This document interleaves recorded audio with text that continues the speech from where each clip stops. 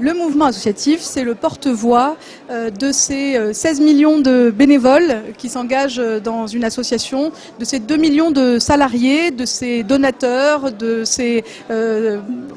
toutes ces parties prenantes de la vie associative. Ce sont les grands réseaux associatifs, vous connaissez sans doute le Comité national olympique et sportif, l'UNIOPS, l'Union nationale des associations familiales, qui s'organisent pour être plus utiles à leurs membres et au-delà en convergeant. La loi ESS, c'est d'abord la reconnaissance de l'action économique des associations.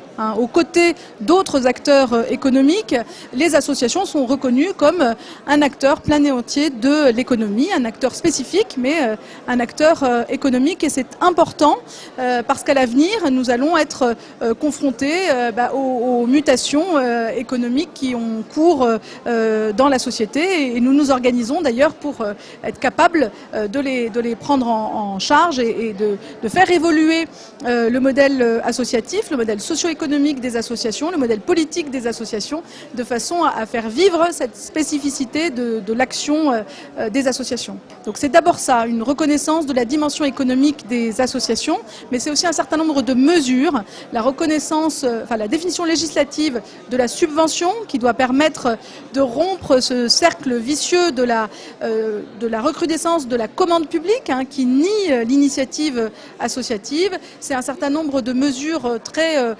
concrètes comme un renouveau du titre associatif, comme l'ouverture de la capacité juridique des associations et un certain nombre d'autres mesures dont on ne voit pas encore les effets concrets, mais qui sont, disons, prometteuses. Le modèle de l'État social en France, au départ, a laissé une place aux associations de manière complémentaire à l'action directement conduite par les services publics. Donc de tout temps, finalement, l'intérêt général en France a été construit en prenant en compte les associations. Alors, plus ou moins bien, en instrumentalisant plus ou moins, mais dès le départ, c'est dans la conception de l'intérêt général intégré.